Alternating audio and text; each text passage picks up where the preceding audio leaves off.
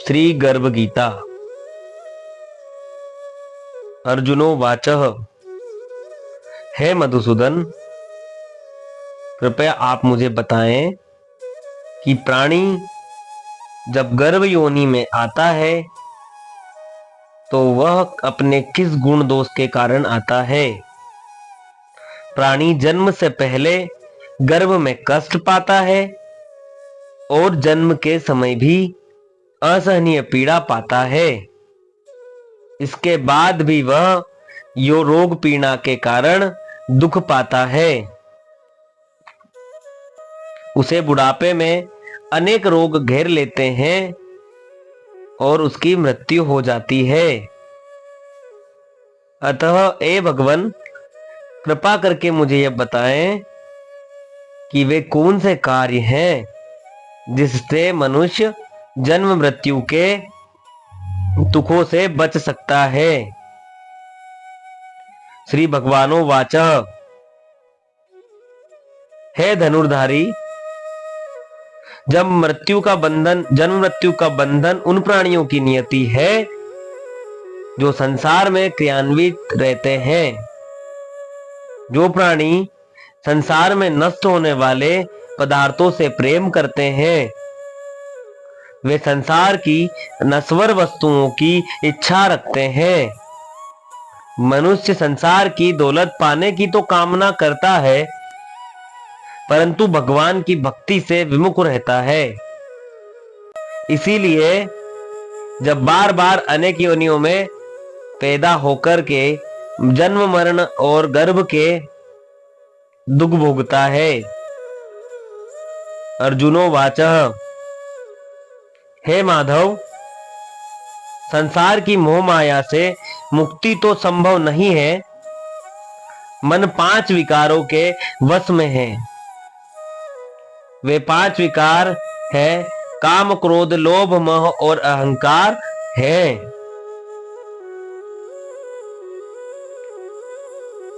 यह मन मस्त हाथी की तरह है। माया मन को हर लेती है।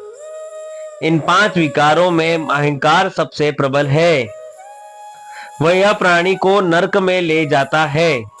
हे जनार्दन, यह मदमस्त हाथी को कैसे वश में किया जाए, अर्थात मनुष्य को कौन से प्रयत्न करने चाहिए जिससे मन को भक्ति में लगाया जा सके। श्री कृष्णो वाचः। हे कौन्तेय, जिस प्रकार मस्त हाथी को वश में करने के लिए महावत अंकुश का प्रयोग करता है, उसी प्रकार मन को काबू में करने के लिए ज्ञान रूपी अंकुश का प्रयोग करना आवश्यक है। और भक्ति और ज्ञान अभ्यास करने पर ही प्राप्त होते हैं। अहंकार करने से जीवन नरक बन जाता है। अर्जुनो वाचः। हे जनार्दन, कुछ प्राणी तो आपकी भक्ति करने के लिए वन जंगलों में जाके रमते हैं और कुछ सांसारिक मोह माया छोड़कर जगह जगह भटकते फिरते हैं। अतः हे प्रभु, इस बारे में कैसे पता चले कि आपकी भक्ति किस प्रकार मिल सकती है। श्री भगवानो वाचः। हे अर्जुन, जो प्राणी मुझे खोजने के लिए जंगलों में फिरते रहते हैं, वे सन्यासी व वैरागी कहलाते हैं। वे सिर पर जटा बांधते हैं तथा भस्म लगाते हैं, लेकिन फिर भी वे मेरे दर्शन नहीं कर पाते, क्योंकि उनमें भक्ति व प्रेम नहीं है। वे अहंकार में डूबे हुए हैं। तप या वैरागी का अहम तो मेरी भक्ति पाने में बाधा डालता है।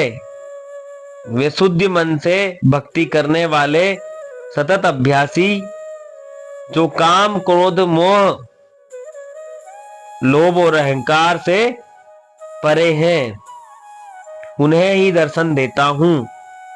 अर्जुनो वाचः।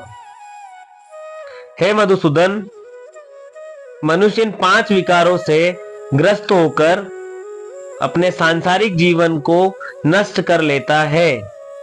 हे माधव, वह कौन सा पाप है जिसके कारण किसी की स्त्री असमय ही मर जाती है, किसी के पुत्र मर जाते हैं, और किस पाप के कारण व्यक्ति नपुंसक हो जाता है? श्री भगवानोवाच।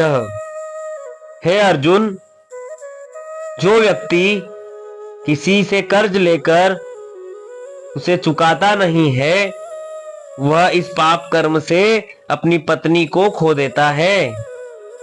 उसी प्रकार जो किसी की अमानत को नहीं लौटाता, उसके पुत्र मर जाते हैं। जो किसी व्यक्ति को सहायता करने का वचन देकर भी समय पर उसकी सहायता नहीं करता, वह नपुंसक हो जाता है। ये सभी बड़े भयंकर पाप है। अर्जुनोवाच। हे कृपा निधान, मनुष्य किस पाप के कारण हमेशा रोगी रहता है और किस पाप के कारण बोझा ढोने वाले गधे का जन्म पाता है? स्त्री तथा गधे का जन्म प्राणी को किस पाप के कर्म के कारण मिलता है? मनुष्य किस कुकर्म के फल स्वरूप जगन्य पशु बनता है? श्री कृष्णोवाच। हे धनुर्धारी, जो मनुष्य अपनी कन्या को बेच देता है, वह हमेशा रोगी रहता है। जो अभक्ष भोजन करता है और विषय विकार के लिए मदिरा पान करता है, वह गधे का जन्म पाता है। जो झूठी गवाही देने वाला होता है, वह स्त्री का जन्म पाता है। जो भोजन बनाकर पहले स्वयं खा लेते हैं, बाद में भगवान को दान करते हैं, वे बिल्ली और सुकर की योनि को प्राप्त करते हैं। अर्जुनोवाच।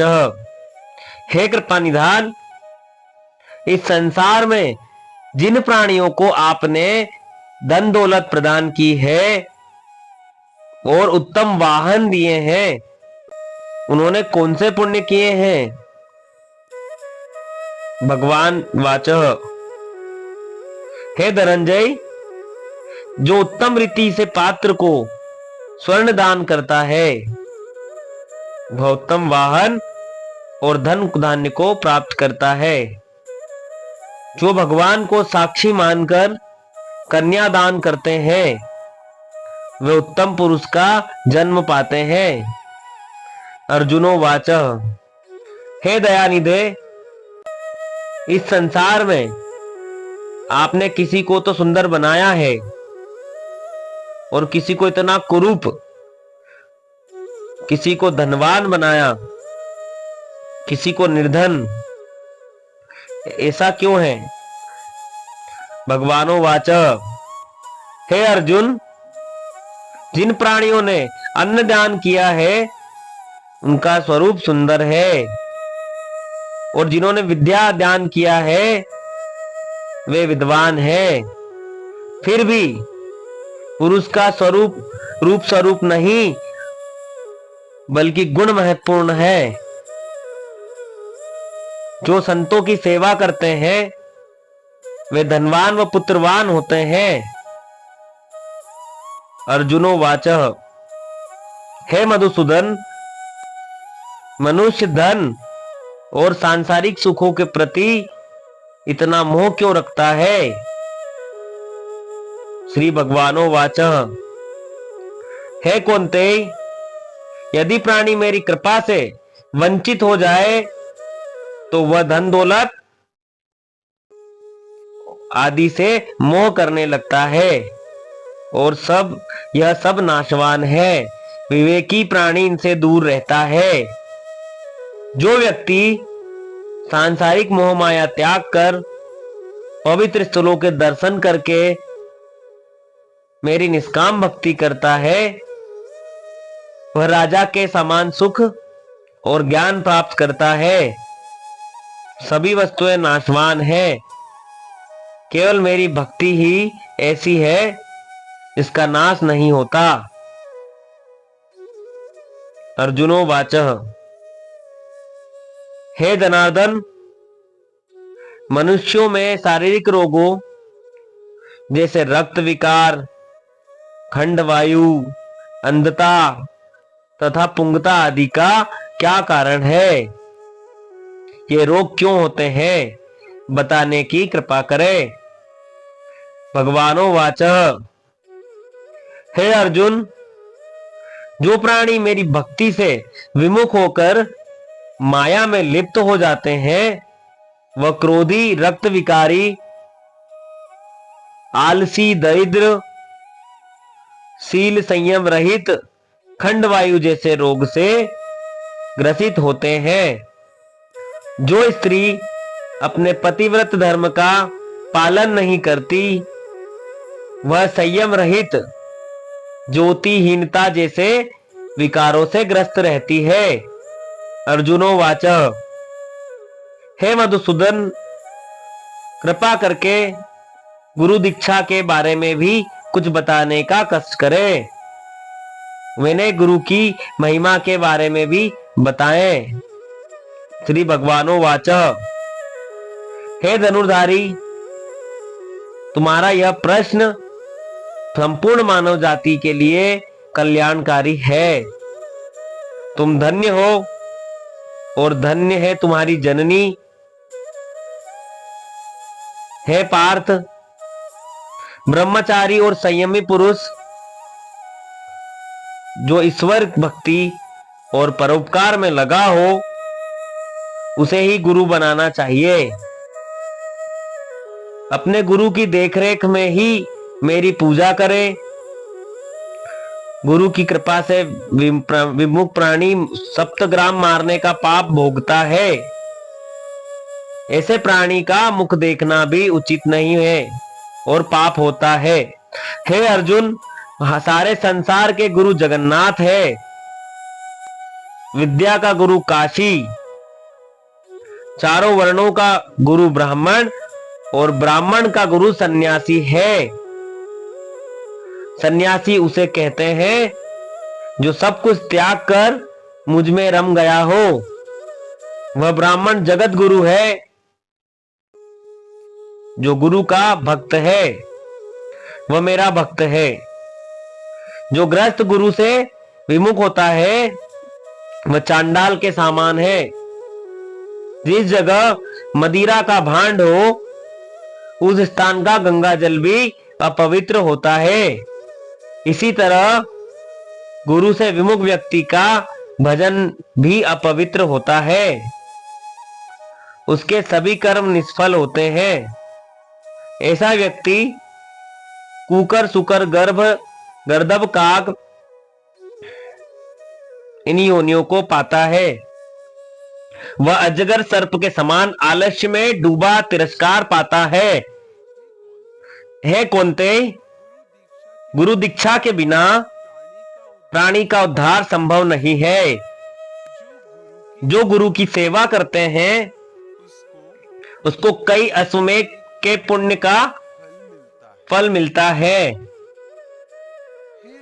हे अर्जुन, जो प्राणी तुम्हारे संवाद को पढ़ेंगे और सुनाएंगे, वह गर्भ के दुख से बचेंगे।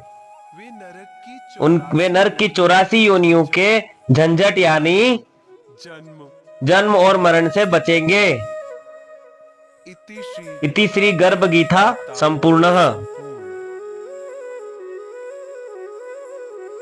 भगवान श्री कृष्ण के मुखारबिंद से इस प्रसंग को अर्जुन ने बड़े ध्यान से सुना। इसी कारण इस पाठ का नाम गर्भ गीता है। इस प्रसंग को पढ़ने और सुनने से व्यक्ति को पुण्य का फल मिलता है तथा उस व्यक्ति पर सदैव भगवान श्री कृष्ण की कृपा बनी रहती है। श्री नंद नंदन भगवान श्री कृष्ण व अर्जुन के वार्तालाप से परिपूर्ण यह प्रसंग जल श्रुति और सामाजिक मान्यता के आधार पर लिखा गया है। सनातन के सिद्धांत के अनुरूप होने के कारण धर्माचार्य इसके पाठ की आज्ञा देते हैं।